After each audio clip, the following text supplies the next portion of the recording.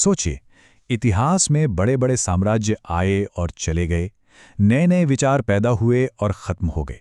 लेकिन एक चीज है जो हमेशा टिकी रही, वो है आस्था। पर क्या ये हमेशा ऐसे ही रहेगी? आज हम इसी गहरे सवाल की पड़ताल करेंगे।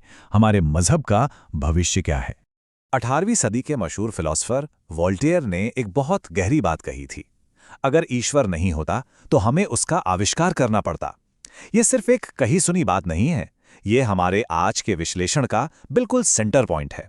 सवाल ये है कि क्या मजहब इंसानी समाज के लिए इतना जरूरी है कि इसके बिना हमारा काम ही नहीं चल सकता? तो भविष्य को समझने के लिए ना अक्सर हमें अतीत में झांकना पड़ता है। और धर्म हमेशा से ऐसे ही नहीं थे, उनका भी एक लाइफ साइकिल होता है। वो पैदा होते हैं, बढ़ते हैं और जैसा कि हम देखेंगे वो खत्म भी हो सकते हैं। जरा इतिहास के पन्नों को पलट कर देखिए। हजारों सालों के दौरान बड़े बड़े पैगंबरों का दौर आया। ज़रथुस्त्र से लेकर मोहम्मद साहब तक हर किसी ने इंसानियत को एक नई राह, एक नई सोच दी। चलिए इसका एक बहुत बड़ा उदाहरण लेते हैं। पारसी धर्म, जिसे ज़ोरोएस्ट्रियनिज्म भी कहते हैं, ये दुनिया के सबसे पहले एकेश्वरवादी धर्मों में से एक था। मतलब एक ईश्वर को मानने वाला। और ये इतना ताकतवर था कि एक वक्त पर ये पूरे फारसी साम्राज्य का ऑफिशियल मजहब बन गया था।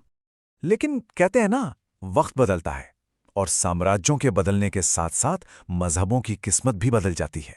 जब फारस का साम्राज्य गिरा तो धीरे धीरे करीब 1500 सालों तक कमजोर होने के बाद आज पारसी धर्म को मानने वाले बस मुट्ठी भरी रह गए हैं। और ये सिर्फ पारसी धर्म की कहानी नहीं है। सोचिए, मिस्र के देवता, यूनान और रोम के वो ताकतवर गॉड्स जिनके नाम से कभी दुनिया में खौफ था, आज वो कहाँ हैं? सिर्फ किताबों में, किस्से कहानियों में, है ना? तो ये सब हमें एक बहुत ही बुनियादी सवाल पर वापस ले आता है। अगर इतने ताकतवर धर्म भी वक्त के साथ मिट सकते हैं, तो फिर इंसान को इनकी जरूरत ही क्यों है? आखिर क्यों? समाजशास्त्री कहते हैं कि धर्म के 3 मेन काम होते हैं। पहला, ये अजनबियों को एक कॉमन विश्वास के नीचे लाता है। दूसरा, ये समाज को एक ढांचा, एक बनावट देता है। लेकिन शायद सबसे ताकतवर काम है तीसरा वाला। ये अपने मानने वालों को असल में फायदे पहुंचाता है। इसका एक जबरदस्त उदाहरण है शुरुआती ईसाई धर्म। देखिए, उस जमाने में ईसाई कम्युनिटी बीमारों की देखभाल करने के लिए बहुत मशहूर थी। जब बड़ी बड़ी महामारियां फैलती थीं तो इस सेवा ने हजारों जानें बचाईं। और जाहिर है, इसी वजह से लोगों का भरोसा इस धर्म पर बढ़ा और इसके मानने वालों की संख्या भी। लेकिन आज की दुनिया में जहां साइंस और लॉजिक का बोलबाला है, क्या आस्था पर एक नया संकट आ गया है? आज का समाज ना ऐसा लगता है जैसे 2 ताकतों के बीच खिंचा हुआ है। एक तरफ है धर्म, जो सदियों पुरानी रीतियों और आध्यात्मिक राहों पर चलता है, और दूसरी तरफ है सेकुलर सोच, जो साइंस, तर्क और सरकार के बनाए कानूनों पर भरोसा करती है। इसी बदलाव को देखकर साल 1968 में समाजशास्त्री पीटर बर्जर ने एक बहुत बड़ी भविष्यवाणी की थी। उन्होंने कहा था कि 21वीं सदी आते आते धर्म को मानने वाले लोग एक छोटी सी माइनॉरिटी बनकर रह जाएंगे। लेकिन हुआ कुछ ऐसा जिसकी किसी को उम्मीद नहीं थी। पीटर बर्जर की भविष्यवाणी के बिल्कुल उल्टा हुआ। मजहब खत्म तो नहीं हुआ, बल्कि और भी फल फूल रहा है।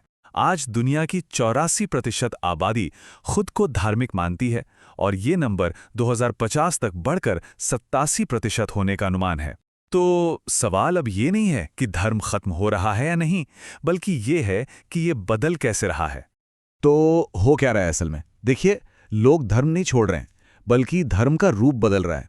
बहुत से लोग जो ऑर्गेनाइज्ड रिलीजन की बंदिशों से दूर हो रहे हैं, उनकी आध्यात्मिक खोज वो अभी भी जारी है। वो आस्था को अपने तरीके से जी रहे हैं। जैसे आयरलैंड में असात्रू नाम का एक मूवमेंट है, या भारत में ही देख लीजिए, आर्य समाज से लेकर ओशो तक के नए आंदोलन।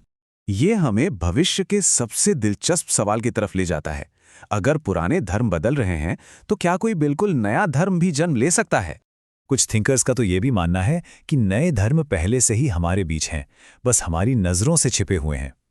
जरा 1 मिनट के लिए सोचिए, क्या कैपिटलिज्म मतलब पूंजीवाद अपने आप में एक मजहब है? बॉस्टन यूनिवर्सिटी के कॉनर वुड कहते हैं कि मार्केट का इनविजिबल हैंड, यानी बाजार का अदृश्य हाथ, एक दैवीय ताकत की तरह काम करता है, जिसके अपने नियम हैं जो हमारी रोज की जिंदगी तय करते हैं। जब हम प्रॉफिट और लॉस, ग्रोथ और मंदी की बात करते हैं, कहीं हम पाप और मोक्ष के एक नए वर्जन की ही बात तो नहीं कर रहे? देखिए, पहले जमाने में किसी भी धर्म को फैलने के लिए साम्राज्यों की, राजाओं की जरूरत पड़ती थी। लेकिन आज उनके पास एक नया और शायद कई ज्यादा ताकतवर साथी है। और वो साथी है इंटरनेट।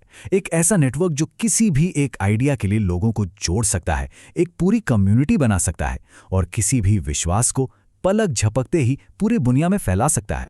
और पता है, हम पहले से ही अजीबो-गरीब नए विश्वासों को ऑनलाइन उभरते देख रहे हैं।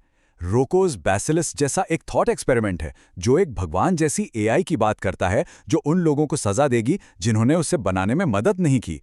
ये एक तरह का डिजिटल क़यामत का दिन है। फिर ज़ेडाइज़म को ही ले लीजिए। स्टार वॉर्स से निकली एक फिलॉसफी, जिसे यूके में हज़ारों लोगों ने अपनी जनगणना में अपना धर्म बताया है। लगता है इंटरनेट ही नया मंदिर है। लेकिन यहाँ एक बहुत जरूरी सवाल उठता है, जो चीज इतनी तेजी से भड़कती है, क्या वो उतनी ही तेजी से बुझ भी नहीं जाती? क्या ये ऑनलाइन मूवमेंट टिक पाएंगे? इसका जवाब पाने के लिए हमें एक बार फिर इतिहास की तरफ देखना होगा। सोचिए, हर महान धर्म, चाहे वो ईसाई धर्म हो, इस्लाम हो या बौद्ध धर्म हो, ये एक ग्लोबल मूवमेंट के तौर पर शुरू नहीं हुए थे। ये सब शुरू हुए थे एक क्रांतिकारी, एक नए आइडिया के इर्द गिर्द जुटे मुट्ठी भर लोगों के विश्वास से। तो धर्म मरते नहीं हैं, वो बस अपना रूप बदल लेते हैं। और ये बात हमें एक आखिरी बहुत ही दिलचस्प संभावना की ओर ले जाती है। क्या ऐसा हो सकता है कि कल का अगला महान विश्वास, अगला ग्लोबल धर्म आज किसी मंदिर या चर्च में नहीं, बल्कि दुनिया के किसी डिजिटल कोने में चुपचाप धीरे धीरे पनप रहा हो?